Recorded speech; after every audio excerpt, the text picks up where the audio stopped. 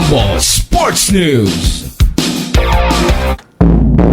Ito mga kabombo, si Pinay tennis sensation Alex Yala haharapin itong si Osorio sa susunod na quarterfinals. Daan-daang mga tennis fans bumuhos dyan sa kanyang laban. Alamin natin ang update mula kay Bombo Genesis Aracho. Bombo Dennis, Bombo Jai, umakyat na nga sa quarterfinals ang Pinay tennis sensation na si Alex Yala matapos ng talunin kagabi ang Japanese tennis player na si Himeno Sakatsutse dito sa Rizal Memorial Complex sa nagpapatuloy na Philippine Women's Open. Hindi na pinatagal ni Alex ang laban sa kabila ng pisikalan na unang set kung saan naibulsan niya ang score na 6-4. Pagpasok kasi ng ikalawang set, Bombo Dennis, Bombo Jai, walang kahirap-hirap na tinapos ito ni Alex sa score na 6-0 pabor sa kanya. Makakaharap naman ni Alex Yala ang Colombian tennis player na si Camila Osorio sa quarterfinals mamayang gabi na huyan, Enero 29. Si Osorio, mga kabombo Caster Nation, ay ika-84 sa world ranking ng Women Tennis Association. Ngunit dati ho niyang naabot ang career high na world number 33. Mas mataas ito kumpara sa career high ngayon ni Alex Yala.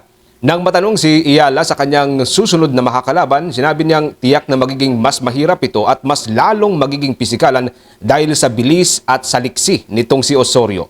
Mas marami rin aniya ang experience ni Osorio kumpara sa kanya, kaya't hindi niya inaalis ang posibilidad na mas magiging mahirap ang quarterfinals.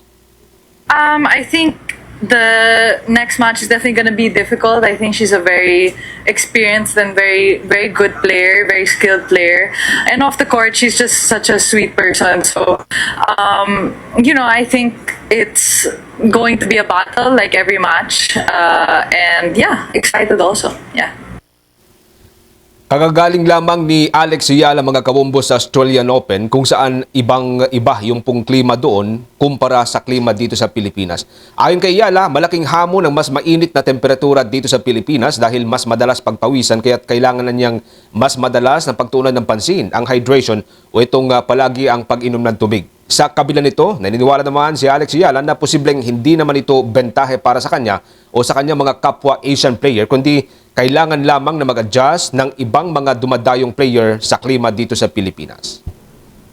Here, it's humid, you sweat a lot, but, Southeast Asians are normally more acclimatized to that weather.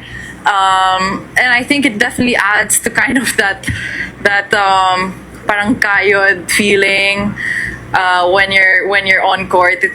It's different when the climate's like this, you really feel na parang it's a physical, there's an added physical effort. So, I wouldn't say it's an advantage for some more than others, but you need to obviously prepare in a certain way, more take care of your hydration, diet and things like that. But I wouldn't say that it's like an advantage for one more than the other. It's just something because in the end, all of the players are on tour, so we're all over the world.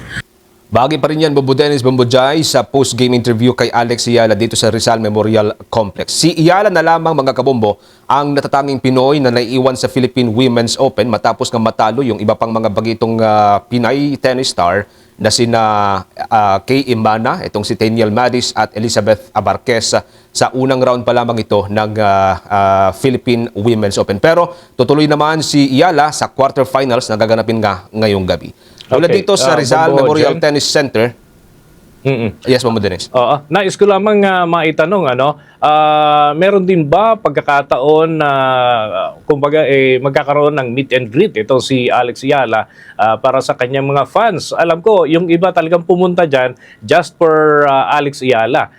At nabanggit mo nga, daan-daan yung bumuhos pagka may laban itong si Alex sa Bombo dyan. Mula noong Lunes, Bombo Dennis, hanggang ngayong araw, araw na tayo ng Huwebes, isang beses pa lang nagkakaroon ng meet and greet sa pangungunan ni Alex Yala. Nangyari ito nung nakalipas na araw ng Martes. Pero hindi ito nagtagal, mga ilang minuto lamang ito kung saan ay nagawa ni Alex Yala na pirmahan yung ilang mga memorabilia, tennis memorabilia na pinapirma sa kanya ng kanyang mga fans. Marami, daan-daan ding mga Pinay mga Pinoy ang dumalo doon pero marami rin sa kanila ang hindi napagbigyan, Bombo Dennis. Sige, with that, maraming salamat, Bombo Genesis. Mula dito sa Rizal Memorial Tennis Center, ako si Bombo Genesis Ratio and this is Bombo Radio Philippines, the #1 and most trusted source of news and information, Basta Radio. Bombo! For the most trusted source of news and information, visit our website at www.bomboradio.com. Follow us on Bombo Radio mobile app, Facebook, YouTube, TikTok, and X, formerly Twitter. Like, share, and stay connected. Anytime, anywhere.